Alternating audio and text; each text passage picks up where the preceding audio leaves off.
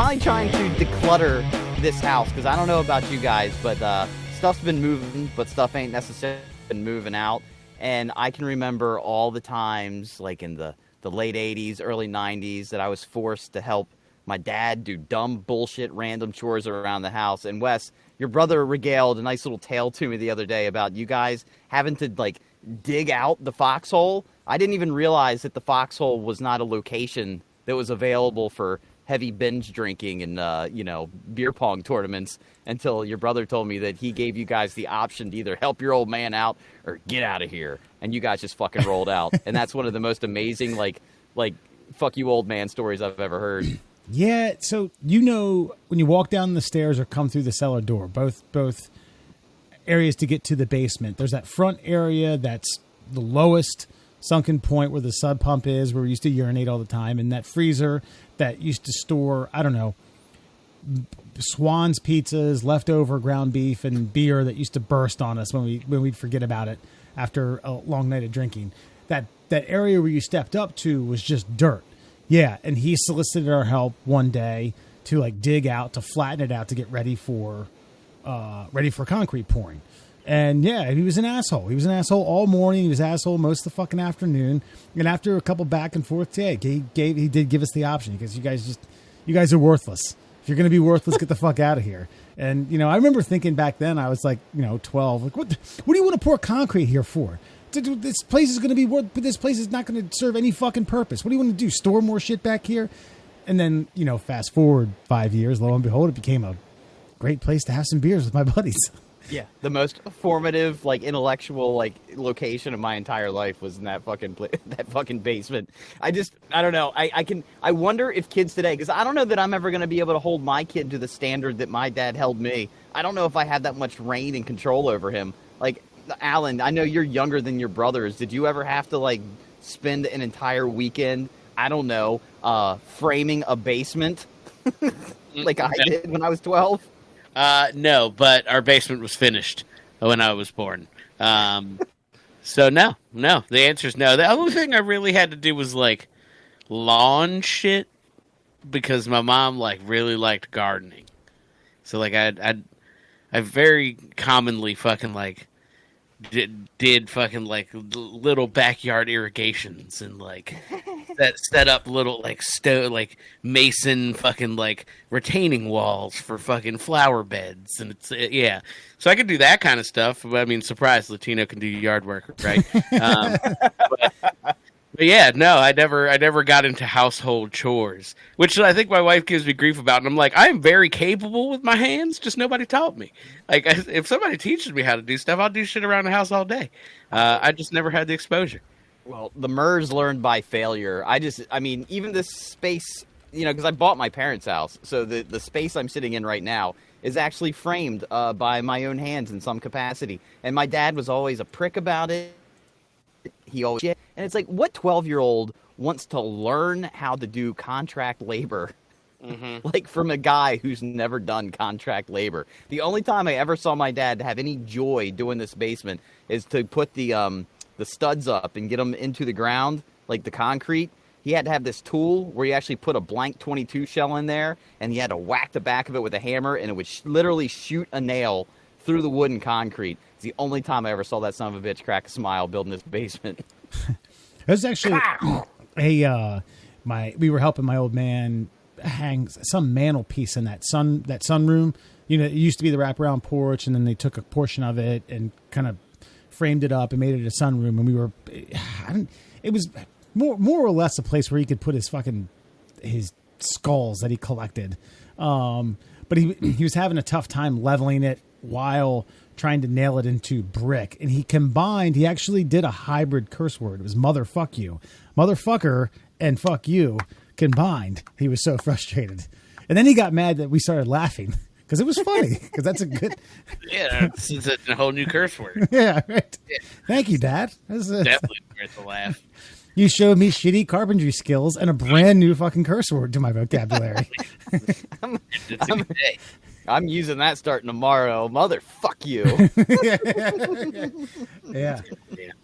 I think they could probably write a book on especially being in trouble and having shit to do on the weekends, which was edging, gardening and things like that. Yeah, and Alan, we had to do a lot. We had to do pruning, which he never did, and he had this shitty fucking something out of Psycho. It's like this long that had an extended arm, and you had to pull. And of course, my 13-year-old fucking un-Popeye forearms couldn't pull the string hard enough to get the clamps to clamp down low and cut off branches from 10 feet.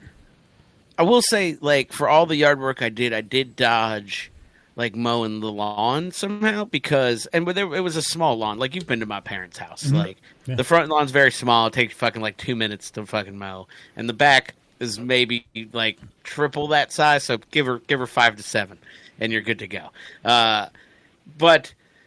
So the problem was, I don't know where he fucking got this goddamn lawnmower. It was probably before I was born. But the pull string on it was 37 feet long. You needed to get to at least 35 feet for that motherfucker to even think about turning over. And believe it or not, as a 36-year-old man, I'm only 5'4". So at 16, I was 5 foot even. That's all I've gotten in the last 20 years is another 4 inches. And fucking, my man, I could not get that fucking thing started. I felt like less of a man. It was demoralizing. And then he'd get all pissed at me and he'd be like, fuck, get the fuck out of here. He'd started himself and I'd be like, God damn it. Yeah. This is fucking bullshit. I did kind of dodge that bullet. I will say that. That's like some engineer sick joke. Haha, we're going to put the extra long one on this thing. You have candid camera. What the fuck? They would look at me like I was dumb, and I was like, "Dude, you're watching me do this. Is it's the physics behind this is impossible. I don't have the wingspan. I just can't. I don't got it. Shorten the cord, and I got it." Well, that brings me to the whole the only out I ever got and that I ever took, and I stopped feeling guilty after this too because I had to mow the lawn all the goddamn time. It's a full acre of land, riding mower, yada yada. And I remember him giving me shit. My dad gave me shit because I guess when I was making the turns, I was cutting the turn a little too sharp, and I was leaving a thin strip on every left-hand turn. And he finally stopped the mower. He's like, "What are you doing?" He's like, "If you're not going to do it right, just don't even do it at all." And I was just like, "All right." And I just turned it off. And I was 16 at this point, had a car, had my license. I just turned the mower off. I was like, "All right, well, I'm headed out then." And he's like, "Where are you going?" I was like, "I can't do it right, so I'm just not going to do it at all." And I just rolled the fuck out of Dodge. And he never asked me to cut the grass again. And I was so goddamn grateful for that. That's because he learned his lesson that day, too. He was like, fuck. Yeah. He was like, "Well, I'm too proud. I'm not going to fucking go back and make him do it. I'm just going to do it myself now." A half-assed job is better than a job not done at all. All right. I can't be too critical. I agree. And by the way, that's been my literal philosophy moving forward through life ever since. I'm like, you know what? At least I mowed 98% of the lawn. I missed maybe 10 3-foot strips of grass. Fuck this. The rest of it's done. Maybe just go back over it. If you don't like it, you can spend 30 seconds finishing up what I fucked up. And don't complain. But how good do kids have it today? Alan had to get a running start to get a push mower fucking launched. Everything's battery operated. Wes, you said you didn't have the Popeye forearms to even use lawn clippers. Now everything's battery operated and weighs as much as a Coke can. And now we're not asking kids to do a goddamn thing. There's something wrong with the world. We had to suffer and sweat. We had no internet. You had to dig out a basement. Yeah. Yeah. And my kid's just going to skate through pretending to mow a lawn with his Legos when he's 18. He's just going to get on. He's going to get on a riding mower and think. He's going to put on a goddamn probe, and he's going to think about mowing the lawn. And it's going to do it. He can nap. How old is he now? He's 8. Oh, you know what you do? You just give him go out there, cut out a 50 by 50, and go get him one of those hand jobbies from fucking Home Depot, the just roller. You know what I'm saying? Yeah. And just be like, all right, bud, start right there. Start clearing out that 50 by 50 for me. And he's going to be like, fuck, this fucking sucks. And then when he graduates to riding mower, he's going to be like, this is fucking great. I'll do this all day. And you got yourself a lawn worker. See, that's what my dad did with me and Dewey. We had push mowers until we were teenagers, and he got a riding mower. And granted, it was exactly like the mother. Maybe the steering wheel was a little bit different, but the one Forrest Gump was riding around in. Yeah, It was the one old of those. snapper. Yeah, it said snapper on the front. The decal was still there, a little dinged up. But yeah, I mean, there was a point where my dad said, I don't even want to say the word lawn or mower as a compound word. That's your job from here on out. As long as you live in this fucking house, you mow the lawn unless you guys are going away for college. And that was true. And then one day he watched, I don't know, he was watching Old Yankee Workshop. He was like one of 8 people in the fucking country that was watching it at that time. When, I don't know, who was the craftsman on that show? I don't know the craftsman. It wasn't Bob Vila because Bob Vila had this old No, house. But actually, yeah, this guy who wore like the Scully hat and like wore like leather chaps for no reason because I know it wasn't Bob Vila because my dad said Bob Vila can't hold a candle. I can't remember what that guy's name is, but it was after that some carryover show of and it wasn't lawn and garden had someone's like, oh, if you mow up and down, then afterwards if you mow in a circle, it makes the lawn look really good. Then he tried to tell us we needed to do that, and I was like, fuck you, you get the up and down one time, you're not going to get the follow up circle. Kiss my ass. You're not getting grounds crew. You're not getting grounds crew level fucking lawn mower. No, that's just not happening. Wow, what the hell was that guy's name? I keep wanting to say Al Borland. It's not Al Borland. I was like, and look, now the yard that I have is not much bigger than the yard I grew up with, and I pay this nice gentleman who swings by the neighborhood every couple weeks like $30 to get front and back, and I don't got to do a goddamn thing. Norm Abram, getting off cheap. Norm Abram. Yeah, but he had a big old like, and then he would broom the concrete with his mustache after he was done. That's right. I remember that guy. You got to clean up. Yeah. No, I will give my dad credit for this though. We never hired anybody for anything. We might spend 3 days on a 4-hour job, but we would do it all ourselves, because we would be saving money and everything. But man, the trauma, the emotional trauma, again, trying to clean up this house, get everything situated. I just don't know how to do it because we never threw anything away. Everything had value. You can sell that for something. To who? I don't know. It'll just sit in this corner and collect dust for another 3 years. You can sell that to someone. Yeah, that's it. You can sell that to someone. So now Maria and I have decided that we are going to go get like a portable dumpster, one that the folks come and just pick up when you're done with it. We're going to get one of those. We're going to throw all sorts of things that I'm sure many homeless people and disenfranchised individuals could utilize for years to come, and I'm going to send it on down the road to the landfill, and it's just going to get covered over in dirt because I don't give a shit. Sorry, charity. Hoarding. You can sell that to somebody. That's the famous last words. That's just, I mean, I know it's gotten better. I know, Christ, with picking and eBay and now Facebook Marketplace and everything. Christ, I sell things from time to time, especially golf equipment. Made a little. Actually, going to have to pay taxes this year through some of the stuff I sold on eBay. But yeah, that whole like someone might find value in this. That's when you got to look yourself in the mirror or in the reflection of this piece of shit that you have in your hand and just shake your head and go, nah. Well, yeah, I think there's like you said, Wes, there's a fine line, right? Like you could have some golf stuff. Like I got some stuff.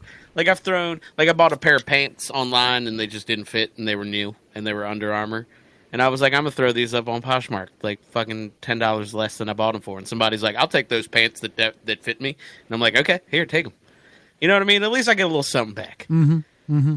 But if you're still holding on to like, 1960s California raisin shot glasses, maybe give them up. Maybe let them go. I'm just saying, or throw them up somewhere. Maybe somebody buys them, but maybe let them go. Yeah. Well, I do have a 1988 word processor if anybody's in the market.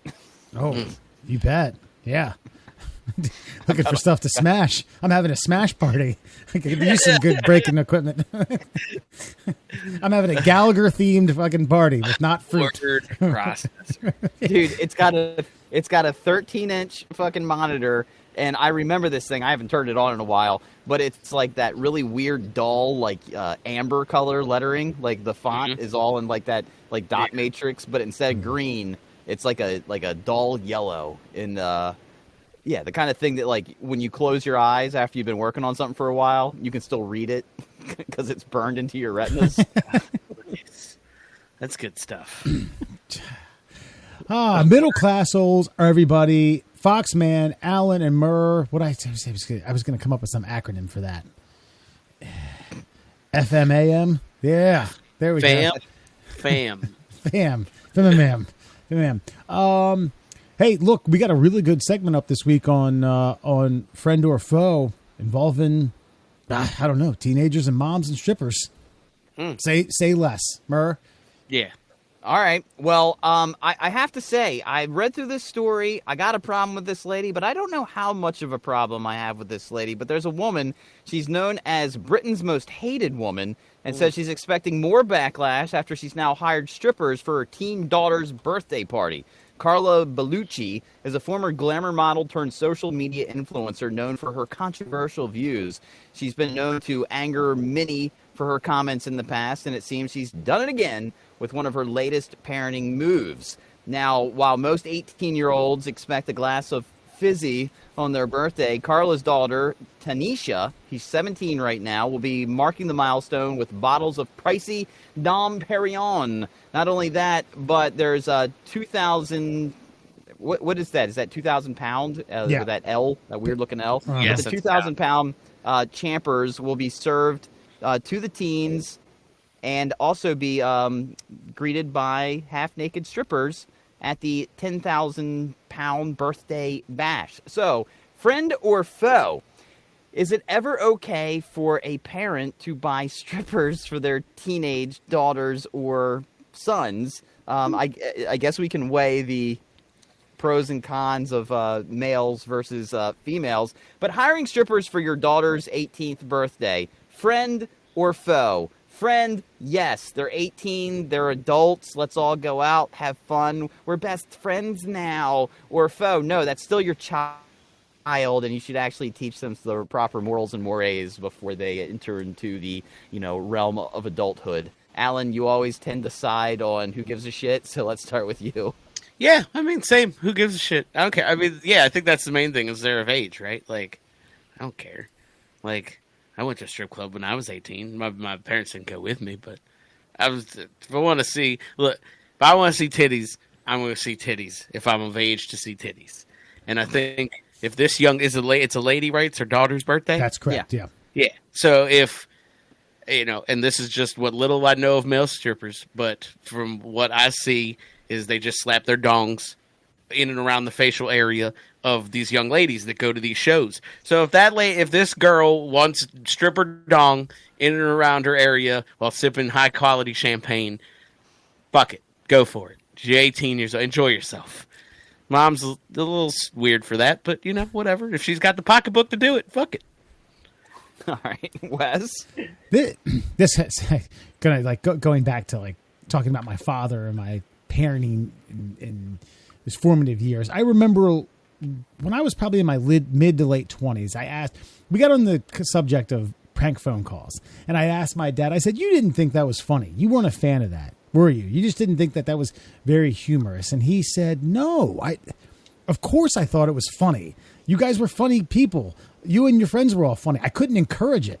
I couldn't be like, oh God, Wes, this is real good stuff. Keep them coming. Matter of fact, use our phone. Use our house phone. Call anyone you want. Keep them coming. Break the law. And I think the same applies here. I'm foe. You know what? If she's gonna go to a male strip club with her friends at 18 and some rite of passage, some girls thing, do it. I don't know what if Britain or the UK's male strip club scene is seedy and not that there's seedy areas. Maybe I'm wrong on that. But if it's too much of a risk overseas over in the UK, I guess. But you know what? Don't bring that in. Don't have some fucking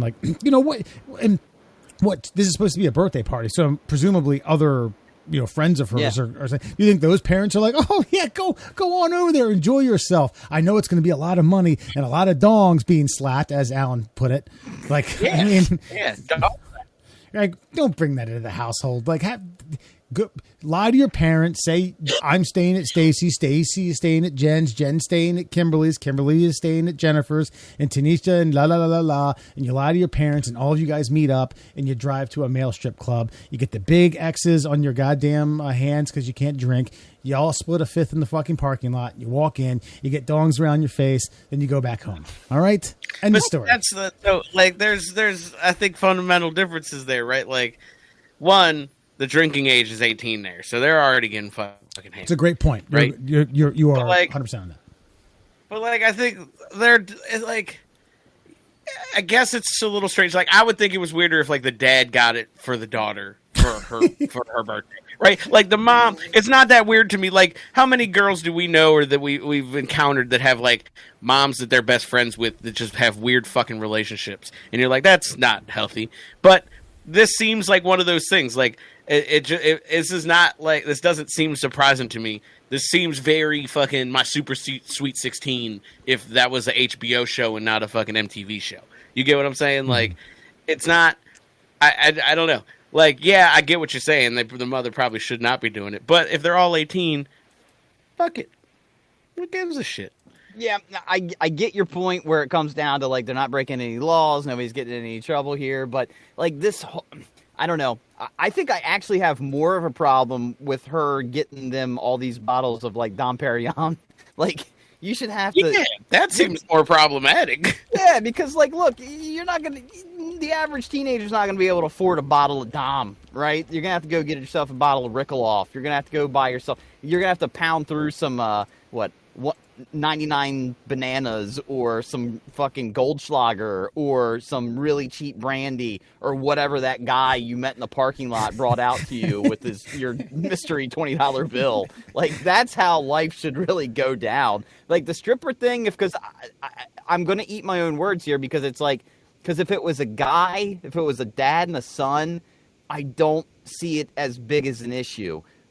But when it's a mom and a daughter, it's like, what are you trying to teach her? Like, this whole women's empowerment thing, it almost seems contradictory to, like, you know, you're not an object. You shouldn't be treated as one. Hey, let's go objectify you tonight for a couple $1,000. You and your friends, come on. We'll get some dong slapped in your face like the whores that you're going to grow up to be. But I think it's the opposite. They're objectifying the dong. Like, aren't we doing the same fucking thing with our son in the hypothetical? Like, aren't we being like, let's go fucking throw cold hard cash at these fucking hussies on the stage? Like, you know what I mean? Like, it seems like both of them are very much like these like old timey fucking like gender specific things, and it's like, fuck it, man. You want to see some titties? It's time. I know when it was time for me to see titties legally, I went and saw titties. Yeah, but if this girl wants to see dong in a controlled environment, you know what I mean? Like, look, I would have much rather had a stripper come to my home and show me her titties versus going to McDougal's. You know what I mean? I didn't need to see a C-section scar at 18 up on the stage, but I did. You know what I mean? And yeah, sure, maybe that put a little fucking hair on my chest. But if I could have had a more controlled, softer situation to the intro to strippers, I probably would have taken it.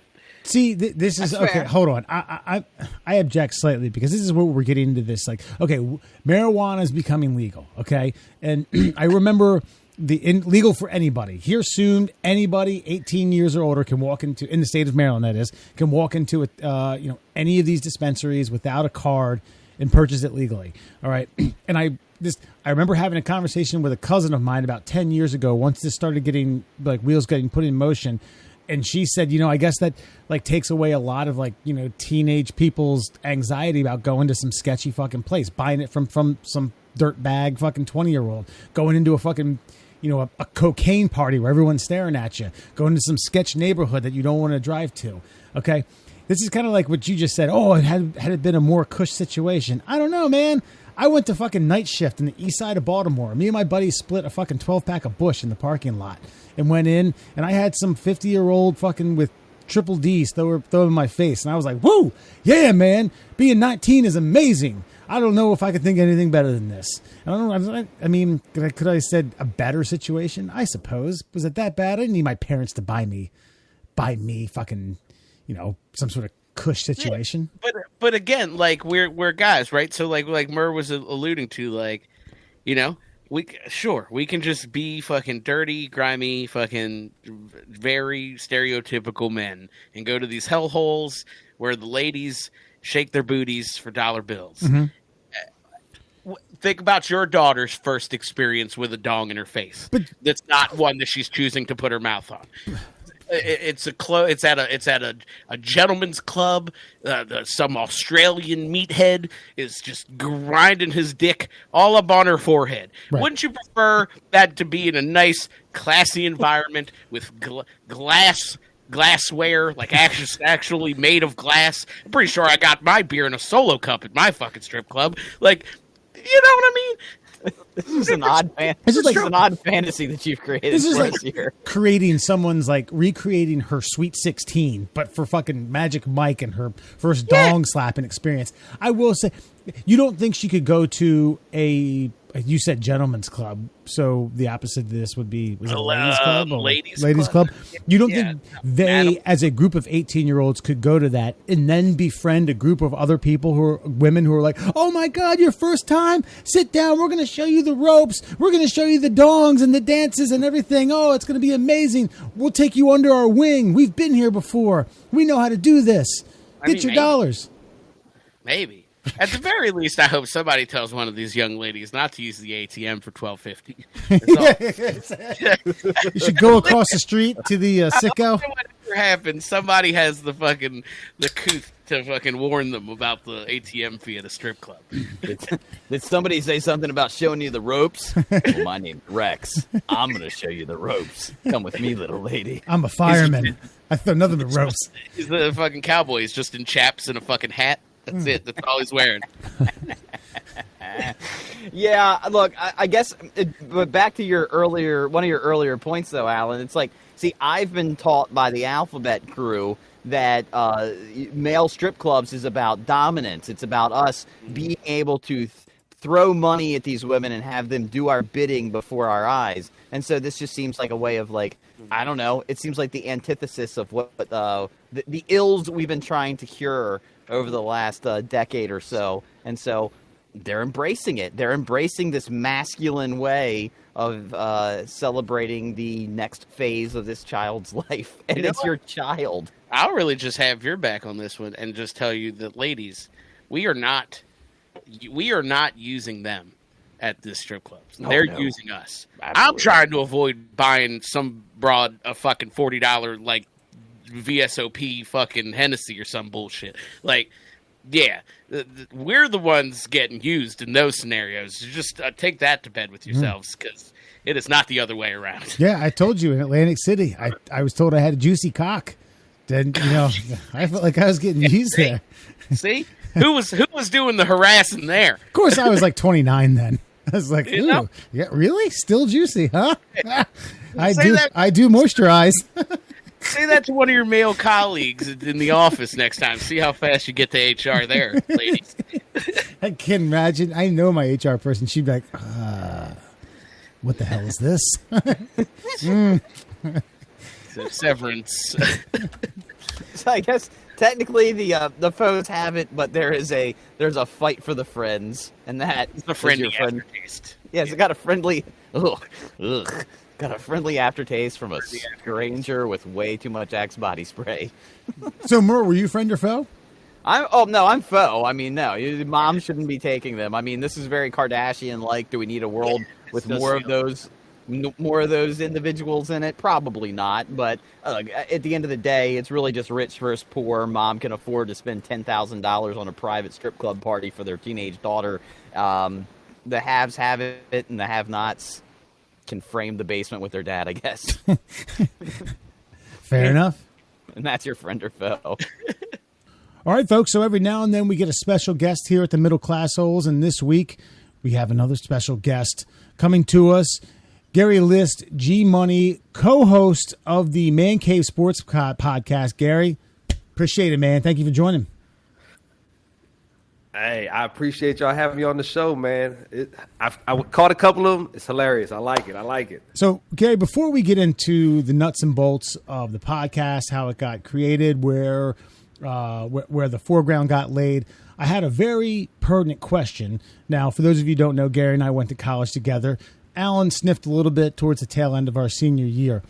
How long has it been since G Money has donned a party? The glass breaks, the stone cold music starts, Gary Lyst walks in with a half gallon of Admiral Nelson spiced rum. How long has that been? Oh man,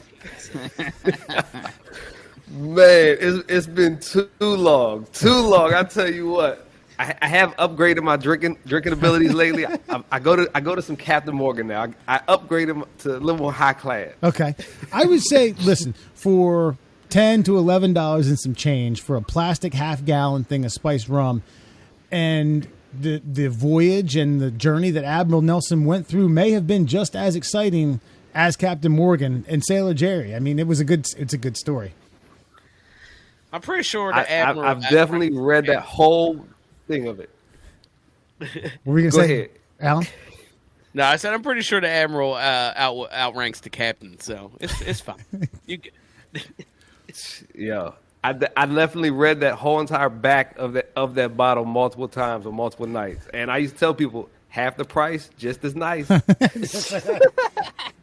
Well, I have a question. Since you and Wes, did you guys pledge together at Frostburg? So Gary was not. Gary was okay. He was not in the fraternity. He was a party frequenter. Knew a lot of us, but he made the wise decision to not pledge the fraternity.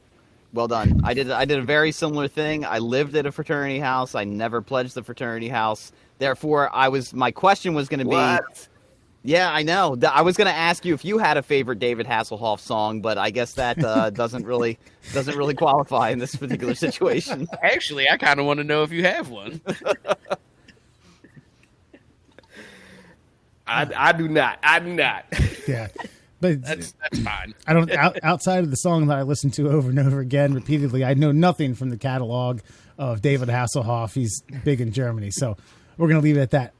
Gary, give us the Man Cave Sports Podcast. You were a co-host. Kind of give us a playbook, a Cliff Notes version, an elevator pitch of how it all got started and what it is you guys do. All right, so actually, I've never met any of the guys on the actual podcast in person. So one of my guys, he's run a podcast before, and I told him I was interested in trying to do fantasy football. So he got me, two other people that were interested in sports, and just threw us together. And it's been fun ever since. It's been about coming up on 1 year right now, and we just talk sports, every sport you can think of, pretty much. Yeah, that's one of the questions I was going to ask, because I was kind of dabbling in some of you guys' social media stuff, and obviously you guys were hitting, the football playoffs were knee deep. We're into college basketball. We've talked a lot of betting now that I've gotten Murr absolutely hooked. Murr's like fucking like Clayton. Murr's got the fucking itch. It's not good. It's not good. I did Czechoslovakian hockey a couple weeks ago, and I realized I need to put that shit away for a fucking minute. Well, they play it like 10 in the morning. If you want to bet, after you've had your coffee, you get Czechoslovakian hockey. That's the game for you. But I like Japanese basketball at 4 in the morning. Their high scores like 45. Believe me, I've seen it. The over under is 100 total combined sports. But I even saw things like you guys were talking Australian Open. So you literally don't you maybe close the door on Japanese basketball or Czechoslovakian hockey, but for the most part you don't typecast yourself or pigeonhole yourself into just football, basketball, the big sports, right? Yeah, that's one of the things we try to focus on, where we'll touch every sport. We even talk some WNBA and women's college basketball every once in a while when hot topics are about, really. So that's one thing we pride ourselves on. Try to hit every sport. Yeah. There was a big one recently. The New York Liberty are kind of pulling like a dream team, right? They signed that girl from Oregon. Damn it. It was either Candace Parker or Brianna Stewart, maybe, I think. It doesn't matter. One of them, but just make up a name. No one gives a shit. Come on, let's be honest. I'm sure there's people that are grateful that you're covering it, but I mean, good luck. You're probably giving it more coverage than ESPN. No. I honestly, Murray, I'm not mad at you for it. Definitely, we definitely try to give the coverage we can. So I do want to ask a little bit about what has led us up to this point, because the biggest sports topic and across the board is going to be the Super Bowl. If you want to quickly recap anything from the AFC and NFC championships, were these teams that you expected to be here?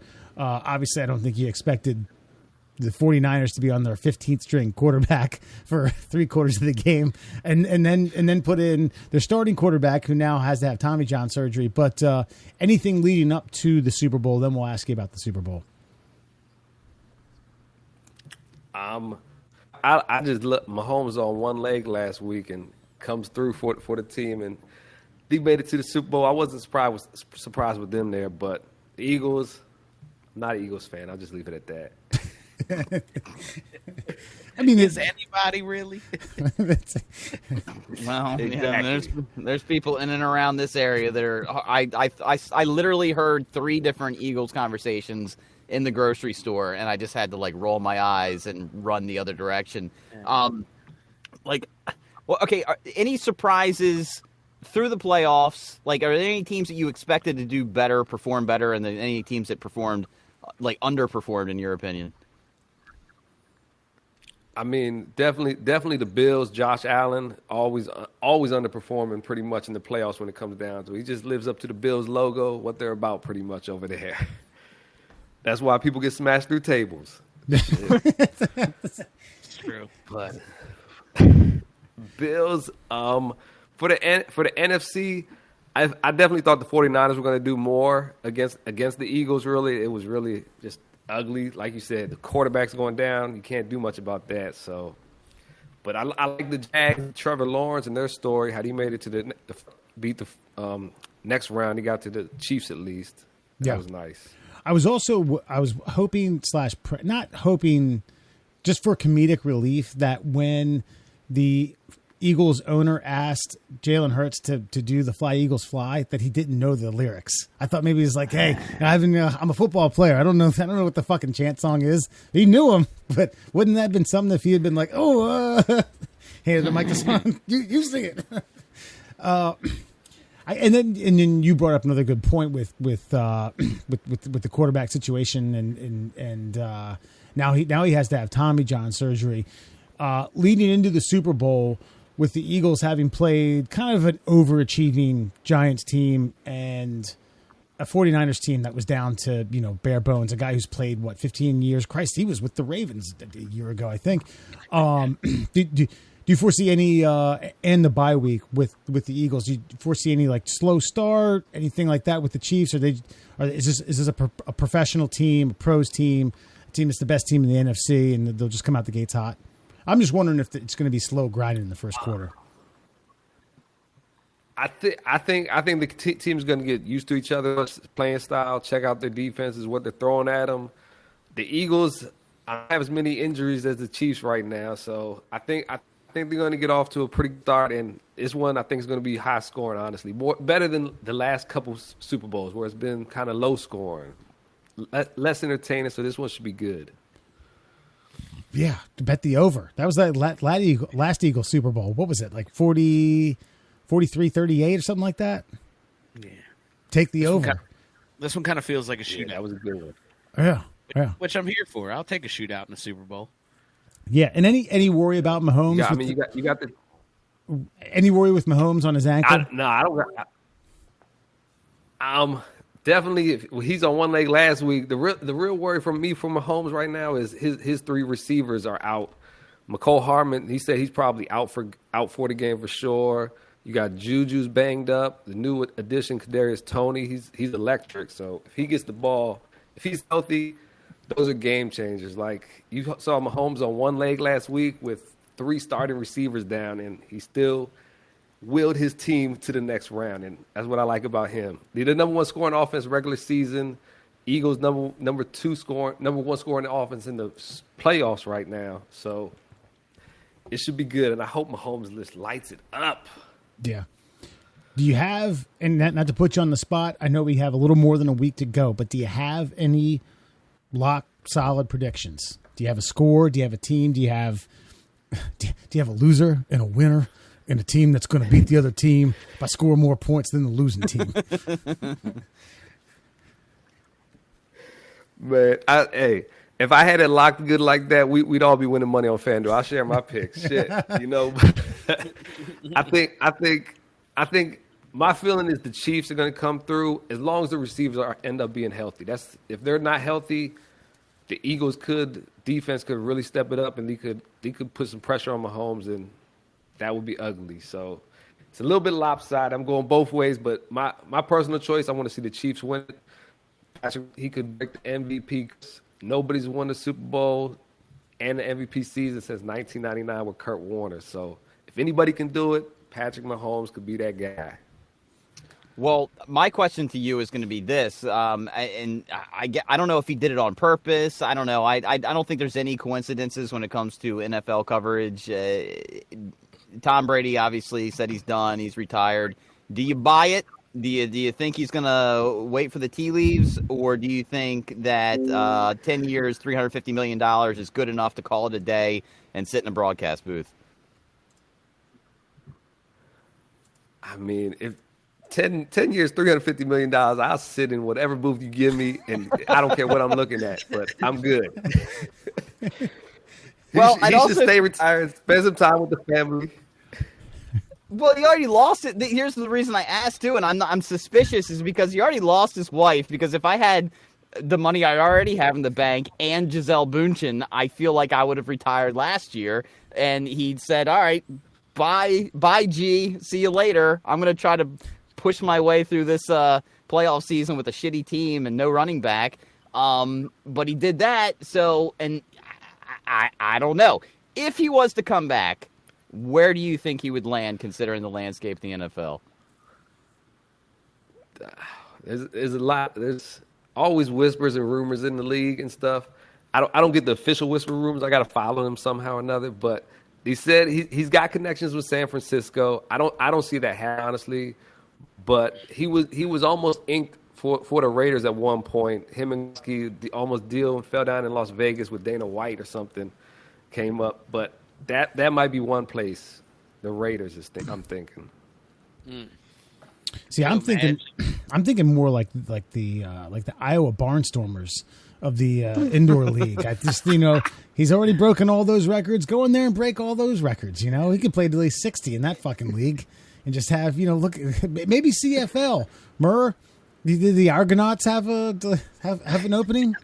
No, there's the only quarterback of the Argonauts, if they're going to get anybody new, is going to be Doug Flutie, the greatest quarterback who never got a chance. By the way, Gary, I do have to ask: is Doug Flutie the greatest quarterback who never got a chance? I don't know. He's got some chances. So he's a great quarterback. We'll give him that. But he's Flutie Flakes. No other quarterback has things like that. Flutie Flakes. Damn straight. All right, that's all I needed to hear. I needed to hear somebody back me up on Doug Flutie being the greatest quarterback that never had a chance. End of story. Every time I watch the 30 for 30 Doug Flutie, once a week, just to just show myself that there's hope in the world and that there's assholes that run it. So that's all I got. I'm done. Thank you, Wes. Well, I mean, listen, Gary, you're going to have to understand that how far back our friendship goes, and the fact that, I sat and I witnessed firsthand the 1998-1999 Bills playoff run where, Flutie got into the playoffs, and then who was it? I don't remember who the Rob Johnson. It was Rob Johnson. I was talking about who was it Norm? That was the quarterback. I'm talking about the the coach. The coach. Coach starts Rob Johnson, and Murr was like, I can't believe it. I can't believe that son of a bitch is doing it. They need to pull his testicles down and cut him off and throw him into the goddamn lake. That dumb bastard, right down to Niagara. It was Wade Phillips. That's who I thought was. It Was it Wade Phillips? Yeah, I was just about to say Wade Phillips. Yeah. Ah, the guy who went to Dallas, and said my player. Dallas. Yeah. Wade Phillips didn't have any say in that. The only reason any general manager puts Wade Phillips in charge of a team is because they can tell Wade Phillips exactly how he's going to run a team. There's no other. Okay, sir. Yeah, that's what we'll do. We're going to pull Doug. Yep, we'll pull Doug. He does say it all sad in that 30 for 30. They have him in like a fucking like a Motel 6 lobby in like a single chair, and he's just like, yeah, I had to tell Doug, the order came from on high. Gotta put Rob Johnson in, and fucking Flutie's fuming on the sideline and shit, and fucking Wade Phillips just cucking over on the sideline collecting a paycheck. But So, Murr, I have a theory then, because you're kind of semi-conspiracy theorist. He's raging in the sidelines. Do you think someone drew his blood, and that's how they got eugenics? Like, Absolutely. That guy's got a raging heart on right now, and this is what we're going to pump into eugenics, into men 25 years from now. It's just pure testosterone and adrenaline and rage. That's Doug all it is. That's Flutie's what means. career-ending rage is eugenics. Shifting focus a little bit. Any thoughts, any early predictions on college hoops? I ask you this. I know these two gentlemen. These guys watch a little bit. I watch a lot. I bet a lot on it. Any teams you got your eye on? Right. Alabama just dominated somebody, but it wasn't a big school. Purdue, they say they're legit number one right now. So they got a dude. I don't know how tall he is, but he's huge. 7'4". He's got to be 7 foot. He's 7'4". Jesus, and he's dominating too. So you got a big guy like that, you're gonna make a run deep in the tournament for sure. Purdue to me is one of those teams that it's like they have underachieved in the tournament in the last decade, to where it's like, you got to show me. I'm going to pencil you in as maybe a Sweet 16, and then you prove me wrong. I really like Houston, even though Alabama beat them earlier on in the year. That's a well-coached team, a lot of athletes.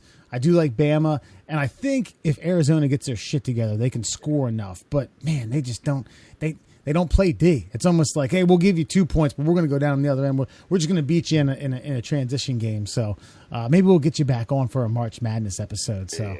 Yeah. Oh, the other thing I wanted to ask you was, I'm always down. I'm always down for the March Madness. Hell yeah, I'd take that's the second least productive work day in the entire work year. Thursday, round 1 of March Madness. Fucking right.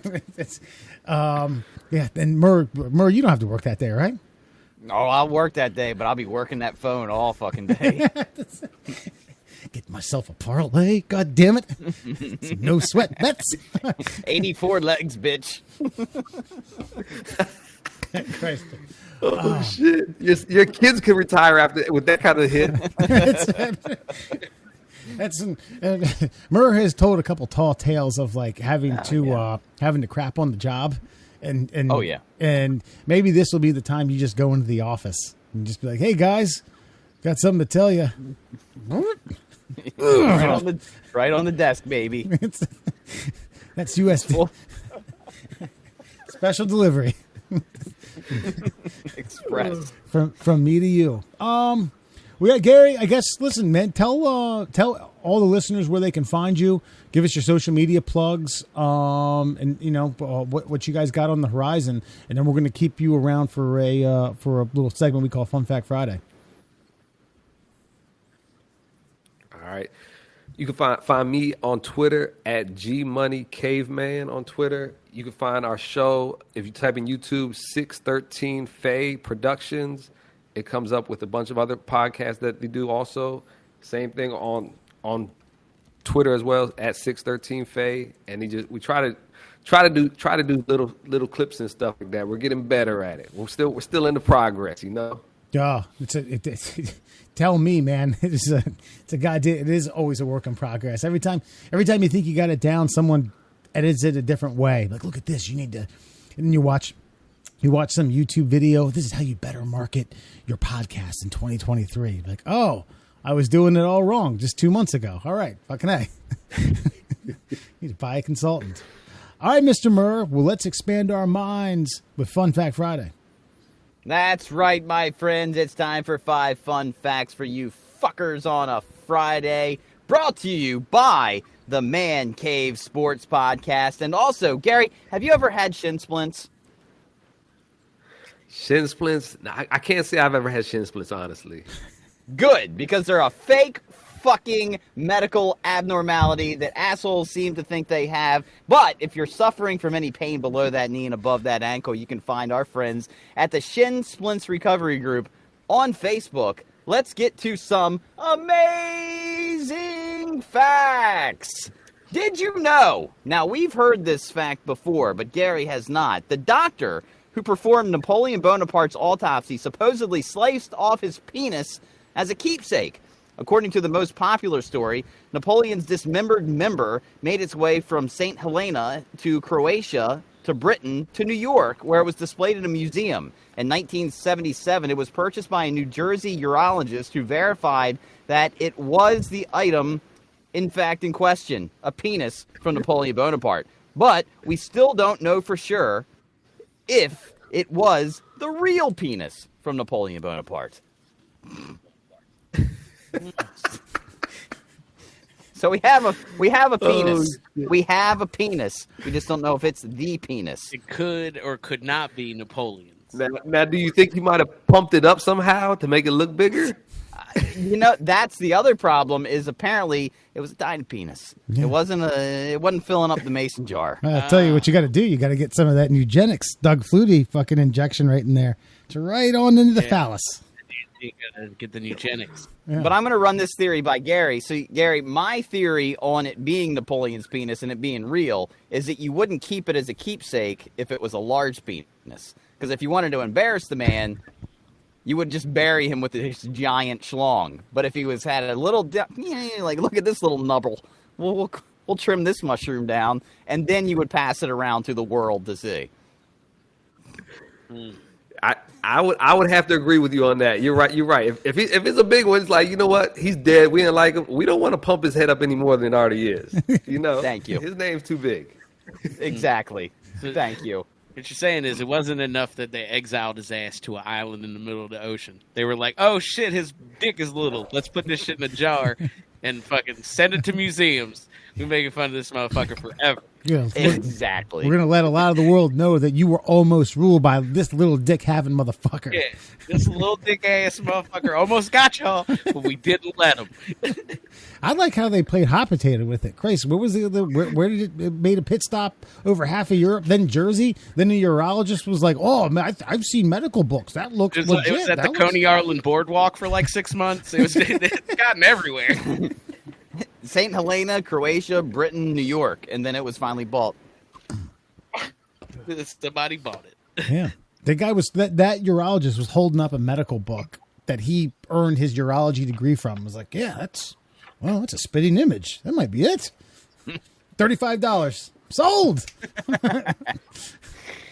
Did you know researchers at Stockholm's Karolinska Institute have a habit of sneaking Bob Dylan lyrics into their papers?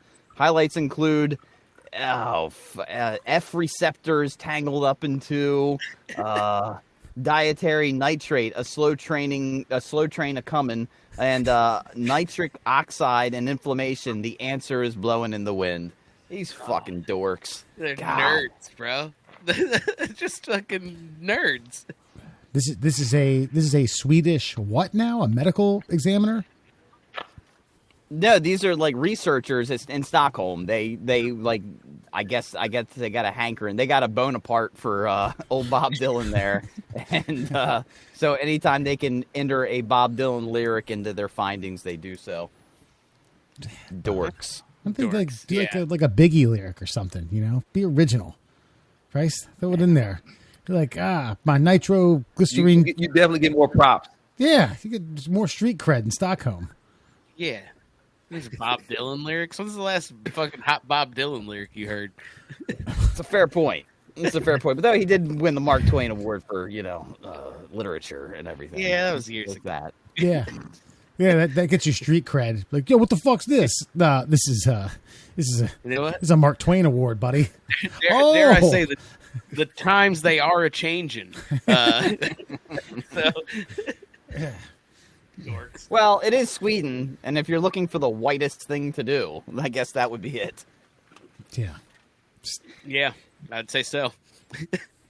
Did you know, in 2005, the state of Idaho passed a resolution commending the makers of Napoleon Dynamite for, quote, promoting Idaho's most favorite export, the tater tot. That sounds totally real. Again, more white people shit. That is the most white people shit in the world. Thank you for promoting potatoes. And as an Irishman, I commend you. Was that out of a? Hey, tater tots are fucking money. Yeah, that's true. Yes, Good yeah. point. The mini Again, the tots. whitest thing that's ever been said on this podcast. Yo, potato tots are money. Tater tots. I mean, he's not wrong though.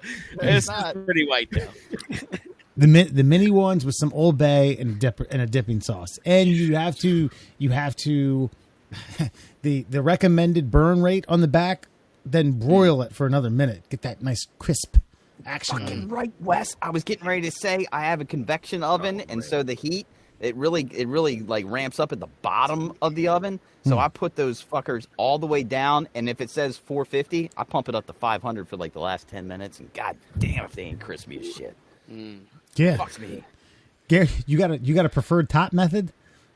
Oh yeah. I tell you what, one of the most memorable tater tot things I ever had, fucking Frostburg, man. They used to have this tater tot casserole in the dining hall that just was like amazing. I don't know what the hell he did to it or nothing. I've never found somebody to cook it for me the way Frostburg Dining Hall cooked it. It was, I might have had it like 2:00 in the morning a couple times, but you know, it was delicious. Yeah. Wait, what's in the tater tot casserole though? Like, okay, tots obviously. We talking like a sour cream or what we going?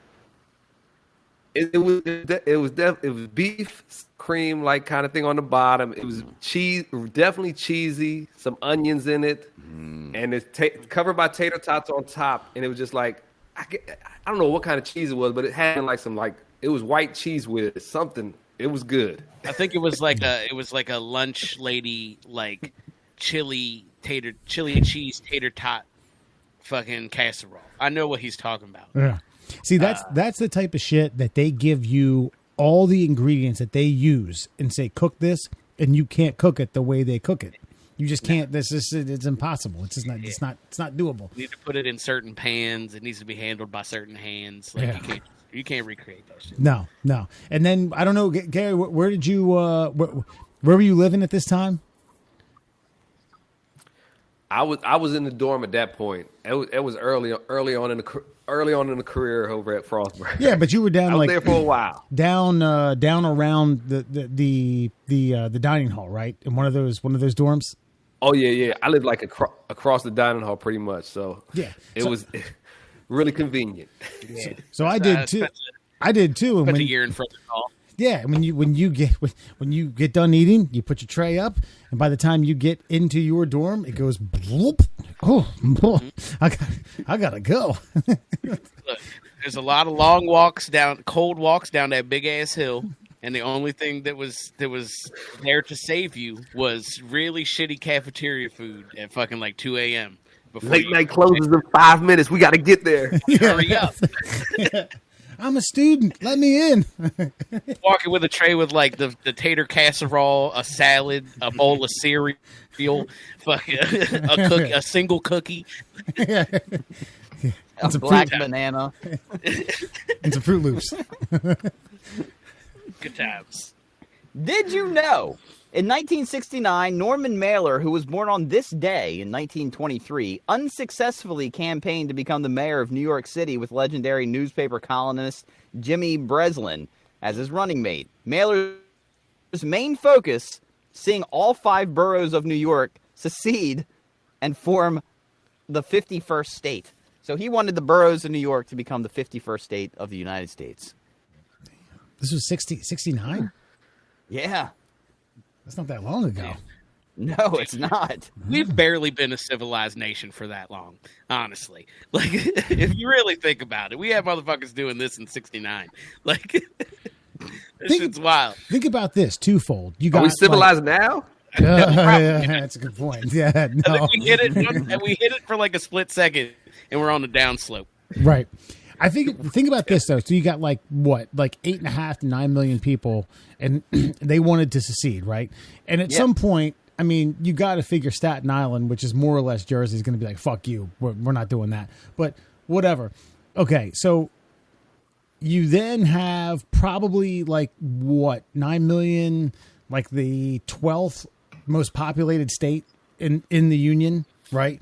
And then New York, without New York City, is what? Albany and fucking Rochester?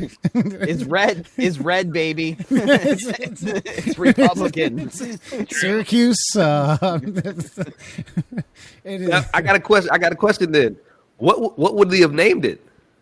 Oh, right. Great question. Yeah. Oh, I don't know. What would it have been? Wait, I think they take the Futurama tactic, and it's New York. You know what I'm saying? New York. You keep adding new as long as we build on top of it. maybe each borough creates a New York.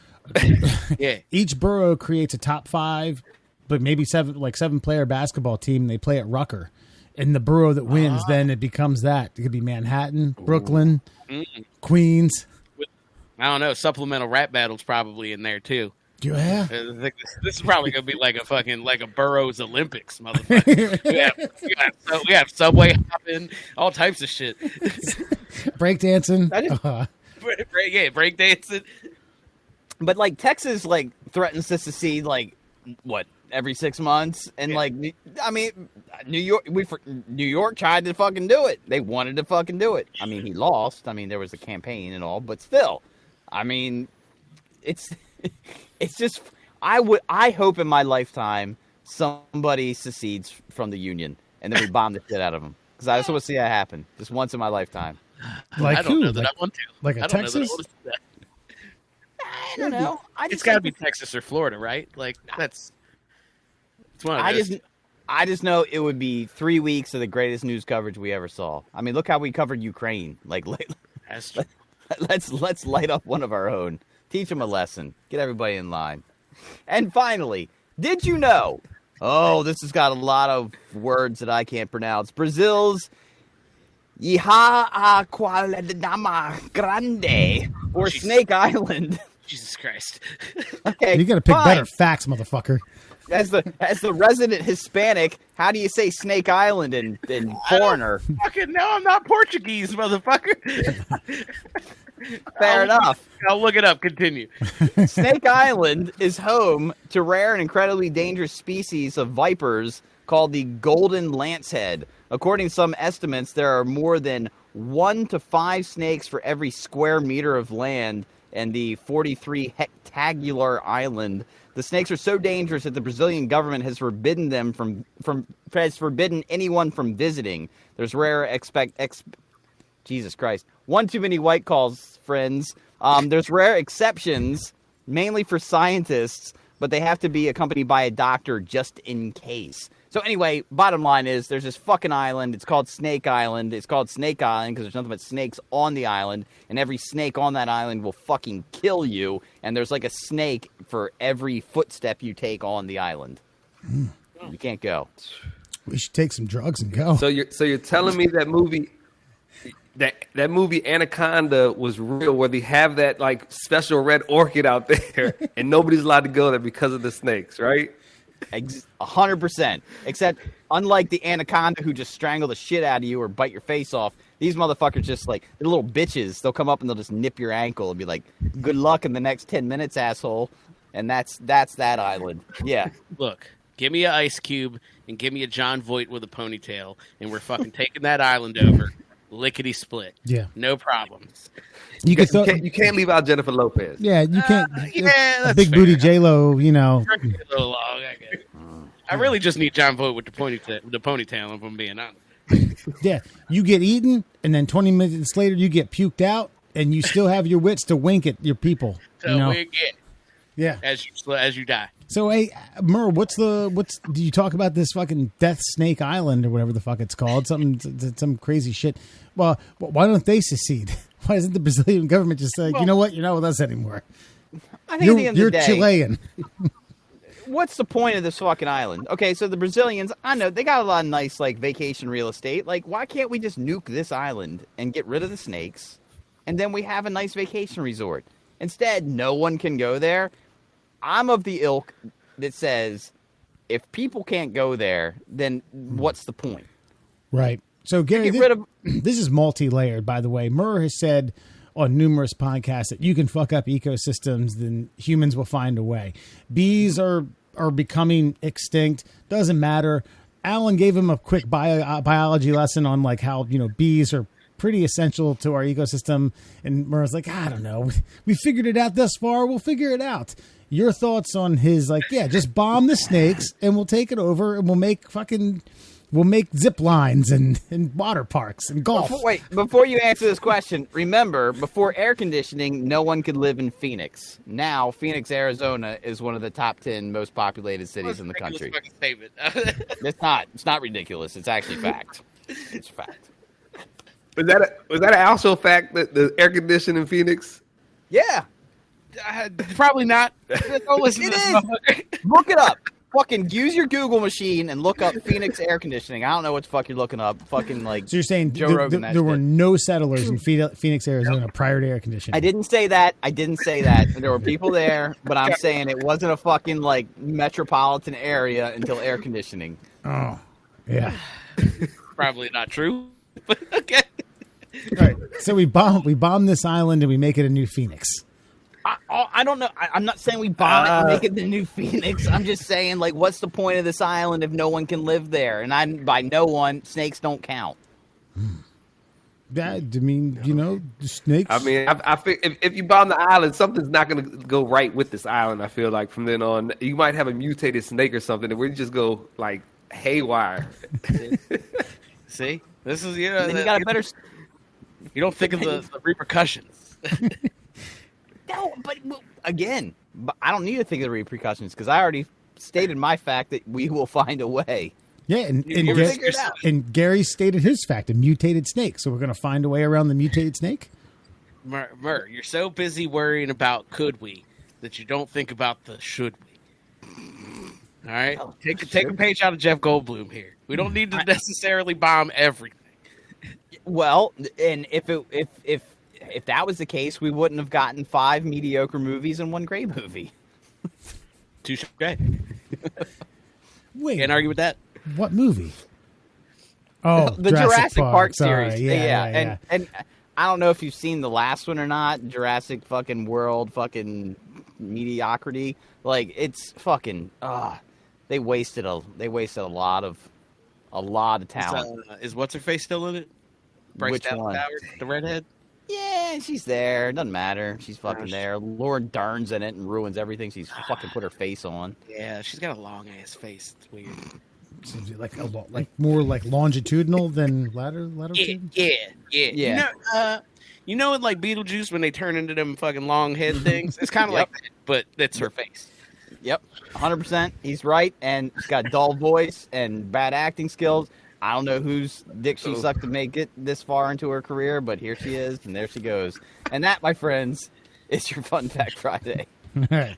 Well, Gary, you survived. You survived a Fun Fact Friday. I hope you feel more enlightened than you came in with and you came out with. You understand that there's a Snake Island that people slide in Bob Dylan lyrics to certain fucking scientific research. Who gives a shit? scientific research. Reports. Yeah. Napoleon's got a little dick. Napoleon's little bit. All right. It's been shipped around the world. It's seen more of Europe than I ever will. And yeah, that's That's it. Take that to your next bar trivia, and hopefully it works out for you. Right. This is like, did you know? And it's Napoleon's dick, and Gary's grabbing the tape. Give me that fucking Or thing. at the I very know the least, answer. like if you get a question in bar trivia and you don't know the answer, be like, Napoleon's penis is in a jar in New York, and you might get a bonus point. If you were playing my trivia, I'd give you a bonus point. We better hurry up. It might become its own country, and they could have it themselves. It's true. Exactly. Gary, well, hey, any parting words before we let you go? Hey, I appreciate y'all having me on here, man. Middle class hoes, y'all awesome, man. I appreciate y'all a lot. Definitely. Hopefully y'all tune in 613 Fade Productions, the Man Cave Sports Podcast. Check us out. We're gonna take a break after the All-Star game for the NBA, and we'll come back on for season 3. Yeah, I thought for a minute you were going to say the Pro Bowl. I was like, oh, you guys are you guys are covering the Pro Bowl. Oh, there's that whole thing. I can't wait to see what this actually happens. Looks like they have a long range, longest drive contest in the Pro Bowl stuff right now. Yeah, It's just a shit show now. Tyler Huntley got a call. I mean, that his stats. Woo-wee. I don't even know what his stat line was. I know I went to a game this year. That guy oozed Pro Bowl material. Yeah. Oh. Well, thank you for joining, man. Appreciate it. We'll get you back on. Hey, man, maybe a March Madness recall, and we'll see how things shape up in NCAA, man. But appreciate it. Well, thank you, G Money, Gary Lyst from the Man Cave Sports Podcast for jumping on. Tonight on Before You Go, this has been a hard-hitting news segment and sports segment from around the country. So coach is a 22-year-old assistant girls basketball coach posed as a 13-year-old JV basketball player. The player was away on vacation. This is out of, let's see here, Suffolk County, Virginia. Arlisha Boykins, 22-year-old, now former assistant coach, threw on the jersey and relived her glory days. You can see this on pretty much any goddamn thing that you want. I was semi-propositioned to do this once. Now, it was by players, not coaches, which the varsity coach was like, yeah, go ahead, get it fucking in there. Be a 13-year-old. Relive the glory days. Give us your take on fucking Miss Boykins blocking shots from 13-year-olds and doing dances and celebrating and spanking asses. I would do it. Yeah? I'd absolutely fucking get out there and just destroy fucking teenage kids just for shits and giggles. Yeah, okay. Even if like somebody was eventually like, look, get this fucking adult off the court. Like it'd be totally fine. I don't care as long as I get to stuff like one 12-year-old. Right. Good to go. Fucking goosh. Now, obviously, I'd like to try it. I'd like to see like. Okay, I can remember when I was done with like high school soccer, like maybe like 5 years later, I was like, if I only knew this 5 years ago. I would like to test my skills. I would be totally down for it. However, I do recognize that this is a total abuse of the system and a total abuse of like your legitimacy as a coaching staff. It comes back down to like, what's the point of the game? Is it to win or is it to shape and change young minds and all that jazz and all that happy horse shit? But fuck yeah, I'd like to see what I could do against a bunch of teenagers. She's what, 22? Yeah. So I'd love to see as a 22-year-old. But see, the problem I have with it, though, is they put her on the JV squad. Like, if she was good, put her on varsity, see what she can do against a bunch of 17-year-olds. That's where the money's made. I mean, JV's for fucking, come on. It's for right. punks, man. Okay, so hear me out on this. So you can do this at a playground or a YMCA or something like this. You can set up a scenario. Maybe you're not doting a jersey and you're not, in the official scorebook or whatever. And here's a weird thing. I still, to this day, at 40 years old, have dreams where somehow there was a loophole and somehow I still have eligibility to play one soccer or one basketball game, right? In high school. Do you want to know how the dream always plays out? You injure yourself? I can't get there. Oh. I can't find the shoes. I can't find my keys to my car. I can't find my way to the stadium. I can't get it. And then before I know it, like shit is compounded and things like that. So, I mean, that's just my own personal tidbit. That's probably your subconscious telling you to move on, Wesley. And yeah. That's maybe strive towards some things that aren't going back to high school sports. I feel like I have. I think your subconscious is telling you haven't. Here's the thing. It's not not semi-reoccurring. It doesn't happen that often. Here's the thing. What I will say is that will fade. As someone who's 3 years older than you, okay. That will fade eventually. I too had that kind of dream. Like I'd say, like 5 to 7 years ago. I thought about that when I was in my late 30s and I was in really good shape at the time. I was like, man, I could fuck these kids up. Give me the opportunity. Just one to show them what I'm made of. But now I know I'm on the other side of it. I'm sliding the other direction. But at 22, yeah, I'd want to see what I was capable of. But this is also a symptom of high school sports.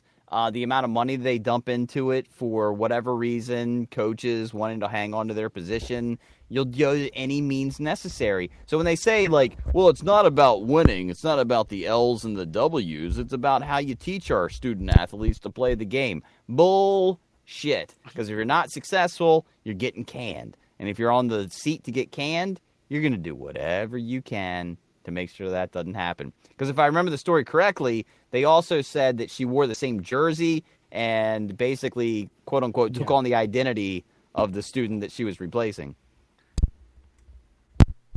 Sorry about that. Yeah, this is what I was going to say, is that I was propositioned for something like close to this when I was teaching, like substitute teaching at my old high school and helping out coaching. Is after I got out of college, the team was shorthanded in soccer. We were playing not a crosstown rival, a cross county rival, and the kids were like, "Hey man, you might as well just shoot. You should shoot up." And for a minute, I was like, "Damn, I wonder if the coaches would let me." And then that was it. It was a fleeting moment. Let it go. Not doing that. I don't know what I'd want to play, though. I mean, would I want to play soccer? I feel like I'd want to play a sport that I either didn't try or didn't excel at the time. Like maybe like tennis or something like that. Just something that I never did. Because, like, you know, like, because just knowing with age, like the ability that you have for something that you weren't confident in as a youth, and then just go in there and fucking like wreck shop. Yeah, I always said like lacrosse. Like when I got into high school and I saw like lacrosse at a little bit of a higher level, and I was like, where the fuck were my parents at with that? I would have done that. That sounds like fun. I would have ran around and smacked dudes with fucking sticks and fucking hurl rocks at fucking other human beings. Like, that sounds like a good time. I would like to have given wrestling a try, especially when I was like 22, probably weighing like 175, 180 pounds, and watching some dude just brick me in the fucking half, just bend me into a pretzel. Like yep, I'm done. That would have been a lot of fun. Here's a question. At what age, what was the last, okay, would your 17-year-old self beat your current age self in a fight? If you met, 17-year-old Wes Fox, would he fuck you up right now? No. Like in a fight? No, no way. No way. I'd drag his ass to the ground, and I'd make him eat my forearm slowly. Just be like, all right, just say when. Say when you're done. Say uncle. And after he said uncle, I'd make him say aunt. Because I feel like 17-year-old Andrew Murr would fucking give me a goddamn run for my money. He would fucking because we weigh about the same. He just had a lot more piss and vinegar in his veins, and he was angrier, and the world had not, I'm beaten. I hold my hand up in defeat. I'm like, all right, world, you got me. You got me by the ball sack. I'm like, I got like 50 pounds on my 17-year-old self. I'm much stronger. Yeah, so no way. Maybe is 17 the benchmark, and we're figuring out how long we got to go. But it's probably going to be another 20 years. Yeah, I'd say 17, 18, 19, that era of your life where just from nature's perspective, you're in the best shape you're probably going to be in. Well, see, not 19's a little bit different, because then at that point I was playing college soccer, and I was in I had to be in great shape. So yeah, 19 might be a little bit different. Might be a little bit of room for my money. I won't say yes though. Fuck that kid. I'll fuck his day up. Alan, what's that? Sorry, I was reading something. Does your 17-year-old self beat you up now? Oh no. Yeah, no, I said that. No, okay. Absolutely not. No. Okay. Yeah. No, I beat the brakes off 17-year-old me.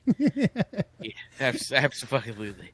I think it's just, it's grown man strength, right, too? And just know-how. I think I'm just wiser.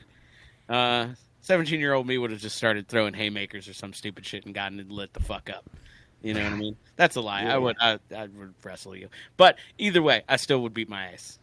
Yeah, I just think of the raw aggression. I wouldn't be able to match it. But all right, bud, you got it. I yield, whatever. You're old. You're old now. You're old enough that younger you can beat you up. Yeah, I think I've crossed the threshold. I think if you asked me that question maybe, again, 6 years ago, there'd be a little bit more back and forth. it'd be a little more of a toss-up. But at this point, I just don't have the energy.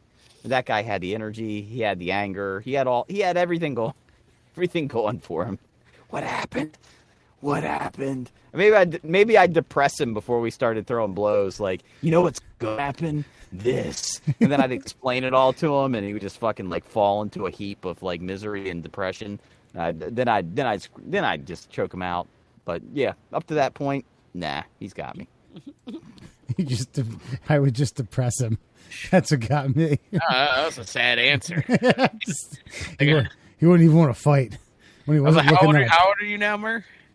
I'm 43. Yeah, like you see, like that kind of answer. It's like, fuck, I'm like not that far away from having to admit that young me would beat my ass. It's fucking crazy.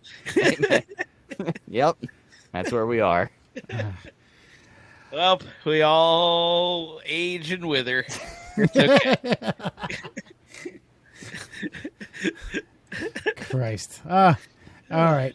Alan, tell the kiddos and the kiddettes where you can find the middle class holes. Oh, you can find our aging asses on your favorite social media platforms. We're at MDL Classholes on Instagram and Twitter. We're the Middle Class Holes on Facebook and TikTok.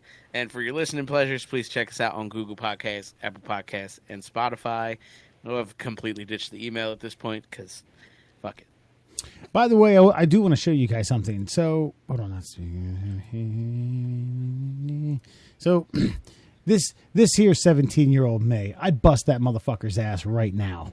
Kick that. Wait, the guy on the right? Yeah. Yeah. Oh, fuck yeah. I'd beat that guy's ass. You just fucking... Jesus Christ. Yeah. Just snap your ass in half, bro. Yeah, you win. Yeah, that's Look at that sick crew. Yep. Yeah. Thanks, man. Thank you. yeah. What did you guys all frost your tips together? Yeah, I was gonna Hey, say mine was legit. Mine was blonde hair. Yeah, I don't know. Clorox's stock was up that I year. don't think frosted tips was ever legit. That was just your natural blonde. Yeah, man, I could you're show. You're that Aryan. I could show you pictures. I did not ever once put that shit in my hair. Didn't have to. You're just so master race, Wes. What can I say, man? What can I say? It's good. I legitimately thought they were frosted tips, so it's kind of impressive that you had natural frosted tips. Yeah. That's frosted tips and no game, brother. Hey, all right. So, social media comments coming up to you. This is from WWE Can Save Itself. CJ Thomas says, "Yeah, that would never happen. It's way too risky, and people are way too soft nowadays." What were we What's that talking in about? reference to? That was like Murr. You went on that tangent about like, okay, this could happen, and then the Iron Sheik comes out, and then bam, and then Hogan, and then Stone Cold, and then Oh, so they're saying like the world's too weak to like accept that storyline? yeah. Fuck bullshit. Bullshit I all could day. take that. Yeah, I think wrestling fans would eat that up. I think wrestling's not doing enough to embrace the new world order that we all live under. Like Good work there, brother. Thank you. I think that since the cat's out of the bag that it's wrestling entertainment, I think they should go further and wait for the news media to come in and have them calm it down. Like, they should go further than they ever did. And when they try to question them, like, do you think these types of storylines are okay to show to, like, young people? And be like, yeah, we've said for 2 decades now that it's sports entertainment. Why don't you ask HBO to tone down their shows? Or why don't you ask Cinemax to stop doing this? Like, I feel like they could really push the envelope, but they failed to do so for some reason. Yeah. Yeah, that's a good point. I guess they could. You know, there's not enough talent on the roster, honestly. That's probably why. Fair enough. Well, there's a ton of lady talent on the roster, and not in, like, a sexual way. Like, they have a very good stable of female talent in the WWE. Like, the female matches are more exciting than the men's matches in WWE now. You know who was before her time? Was Victoria. Victoria was before her fucking time. She had probably one of the greatest finishing maneuvers that I've ever seen, male or female. The Widow's Peak. That motherfucker was vicious and delicious on that ass. Yeah, she had a donk too. Yeah, that was man. And she was athletic, and she was like one of the only. I don't know why she never got more pop than she did. Maybe she wasn't great on the mic. I don't know, but man, that was a wasted talent. Those were the days when like the lady talent was all about sex appeal versus like wrestling talent. Now all of these girls are like wrestlers. You know what I mean? Like this is what happens when you have a generation of like CrossFit ladies, and like these motherfuckers can jump off top ropes and like pick up fucking men and suplex them and shit. Like, so it's actually good watching. We watched the Royal Rumble. It's pretty good. Yeah, I heard Cody Rhodes came out. Yeah, Cody Rhodes did come out. It was a little cheap. It was a little cheap. I'm not gonna lie. That's what I say. The men's shit's kind of trash. Women's shit's really good though. Next, coming from Drone Birds, C. Augustine Dupin says, "Your neighbors aren't real. Have you ever seen them bring in the groceries?" LOL. Nope, never. Hey, could be drones. It's coming from the Jimmy Carter, and I don't know. I think this might have been on Instagram. This is where like, hey, you need a good conservative, you need a good liberal, yada yada. And this guy says that I don't know. I looked this up a few times. I may butcher the name. It says Jimmy Carter killed thousands of Indonesians by giving them arms to the Soetoro regime, not campaign regime. Soertho.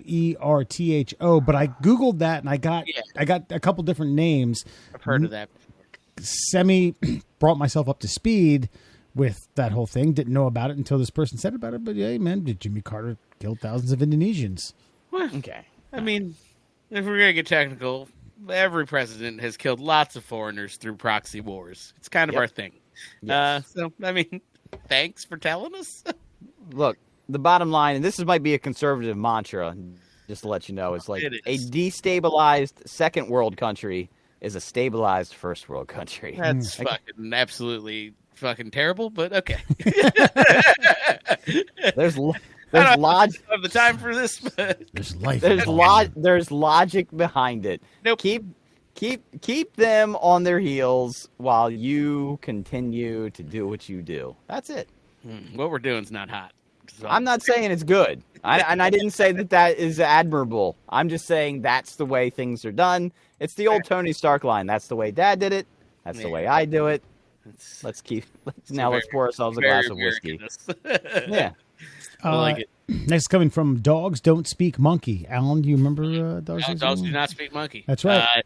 I've been doing research, guys, and I found out that dogs, in fact, do not speak monkey. That's right. David Sand says, "Hey, we made him useful." Yeah, I mean he's got a point. Right. And then Jaden Crawford, don't know who that is, says pot calling kettle black, meaning we're useless. Okay. All right. Did I not inform you of Phoenix, Arizona? We're pretty fucking useful. Are there a lot of dogs out in Arizona? Well, look, bottom line is, I do find it, actually just thinking about this now as you read that comment, so we dominated dogs, a completely different species, like no relative, but genome to us. But then the monkey, you would think that we would be the monkey's master race, but we're not. We just they're fucking wild. We leave them bitches alone. But like a dog walks on four legs, doesn't speak our language, has no just anthropomorphically, they're completely opposite of what we are, yet we dominate them. And anthropomorphic's probably the wrong word, but you get my point. But all I gotta say is thumbs. Dog can bite down on my arm. It can't rip it out of my body. Right. And actually part of this bit had to do with the fact that dogs were taking monkeys were taking dogs or kidnapping them. They were taking dog babies and dropping them off buildings and shit. Hey, fuck you. It's also what I call puppies, dog babies. Yeah.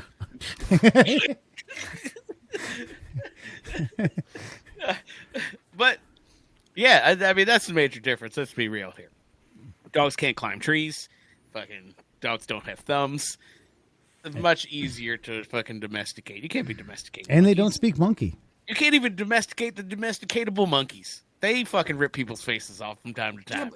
But like people don't speak monkey and monkey don't speak people. And I guess that's the point is like, so but somehow dogs don't speak monkey, but dogs do speak people. Like if I even make the noise, woof, my dog knows I'm going to say wet food, which means like that delicious shit inside that little like Tupperware container, and she goes fucking nuts. But it's like kind of apples to pears. I mean, you seem as though like you should be able to do the same thing with a coyote or a fox. Yeah. I mean, in general, you can because they're behavioral.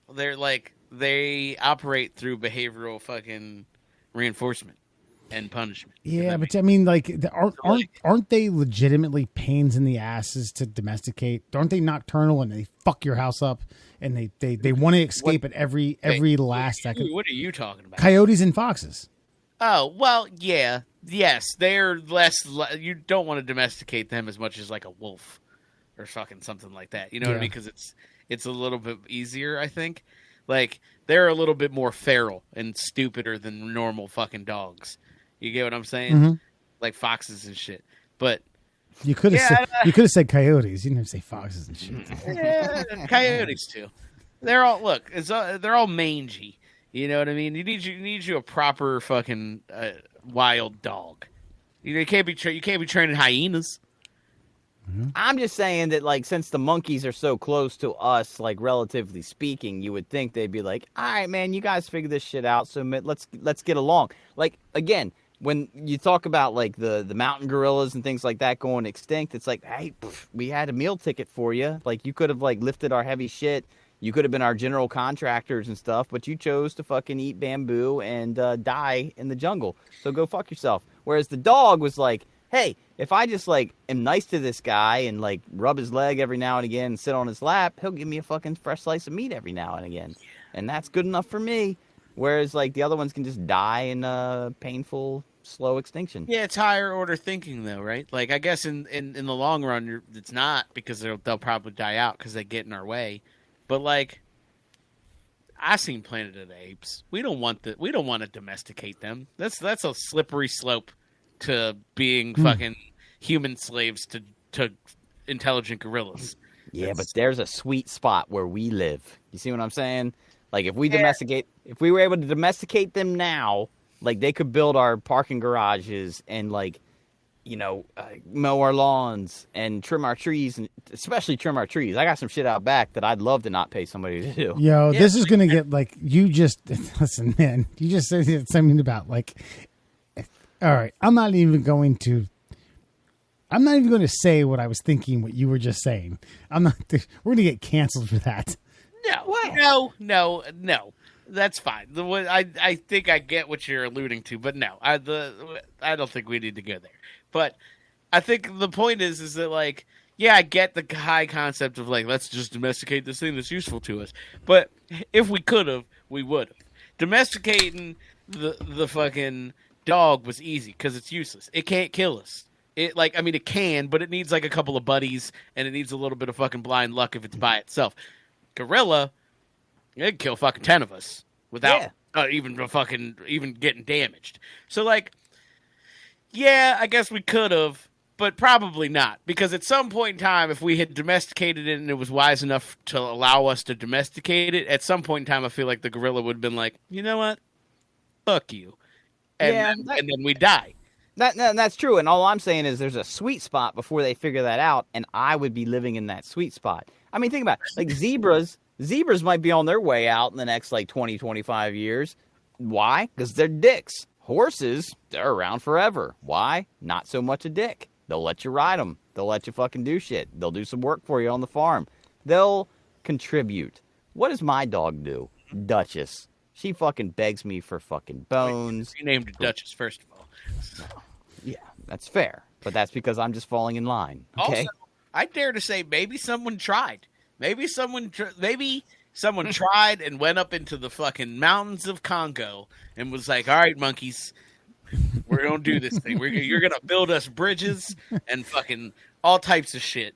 And one small European man with his buddies in khaki outfit got torn in half, and Lieutenant Dan ain't got no legs. and the rest of the Dutchmen who were fucking wrongfully in this country exploiting resources were like, I don't think we're gonna be able to use them. You want to just try dogs? They got wild dogs back here. Let's just fucking domesticate those things. They just pull sleds and stuff because this is ripped in half. Yeah, they went back to Amsterdam. They're like, Peter Van Woovoff is separated.